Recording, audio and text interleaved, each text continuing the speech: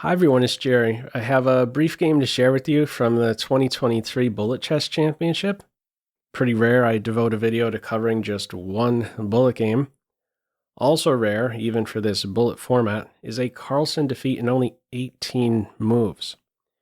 If you're interested, the 2024 Bullet Chess Championship is right around the corner. Chess.com always puts on a fantastic event. I really enjoy tracking the top bullet players. Firouzja, playing with the white pieces here, how does he manage to tackle Carlsen so fast? Out of this Sicilian dragon. It is not your typical dragon defeat. We're not going to see a quick kingside attack. This one follows a much more positional path on the queenside, and then all of a sudden, a big accident occurs. The ending to this one, to be sure, is aesthetic. Now, we continue with bishop e3, a move that's played without fear of knight g4. In the game, a6 is played. If knight g4 here, white would already be winning after bishop b5 check. Blocking the check will hang the knight, and if you go to c6, you don't have enough support for knight c6. All right, in this game it is first a6. Now this is an idea. Now it's cut out. Bishop g6, and battery is formed, hinting at a dark square bishop exchange. Denied. In addition to preventing bishop h6, h5 is holding up this popular pawn advance on the king side, trying to break open a file on that wing.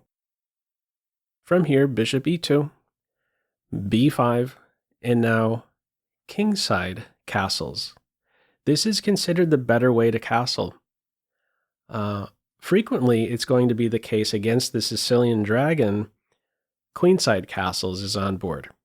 Why is maybe queenside castles not as good in this case? Well, here's some food for thought.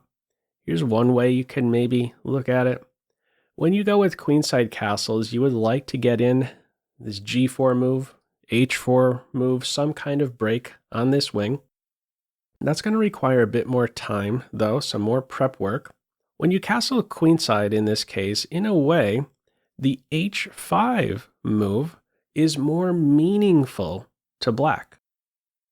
When Firouzja castles kingside, h5 is now not as meaningful. And I say this because when you're on the kingside like this, white has now a zero intention of expanding with g4. White's focus here is going to be on the queen side, on these follow-up positional ideas. Black castles here. Let me throw this to you as a pop quiz. What move would you play here? Feel free to pause the video. Okay, in the game, it's a4. Very easy to look at this position and play it in a robotic way, to scan the position, identify a half-open file. Let me put a rook there. White can do one better. White has a lead in development, already has this direct connection between the rooks. Black is still a few moves out from similar. In general, it's a good idea to welcome more pawn exchanges when you are the better developed side. a4 breaks down the b5 point. It cannot be maintained. It's hit now 4 times, only defended once. Something's got to give. The b pawn in this game goes to b4. If you take on a4, the a6 pawn will have a big target on its back. So in this game, it is b4, met with knight a2. Now, the b4 pawn is hit twice, defended 0. Carlsen follows with a5. After a5, we're going to see that white is able to challenge the b4 pawn with c3. That's the best follow-up move. If black wants to try and spice up this position, if black wants to try and make it more difficult for white to challenge the b4 pawn, here's some gambit line that I stumbled upon in preparing for this video. It runs as follows. e5, and after knight b3, then a5. c3 here wouldn't be so great because black would have bishop to e6, but white could go after the d6 pawn in this case. There's a different approach targeting this backward pawn. And here's the gambit. Black can play d5, and this push changes the kingside structure. It is a 4 versus 3 now, with this follow-up e4. I'm not sure exactly how to assess this one. It's a sharp game ahead. In the computer's eyes, it prefers white, but I could see this one still going any way, really. Okay. In this game, we have an immediate defense of the b4 pawn. Follow up now, c3. Notice in this position, if black tried to flick in e5, the knight wouldn't have to run in reverse. It would have access to this b5 square. So this pawn play that we're seeing on the queen side is softening up multiple squares on the queen side. First, with his b4 move, c4 is weakened. And now, after a5, b5 is weakened.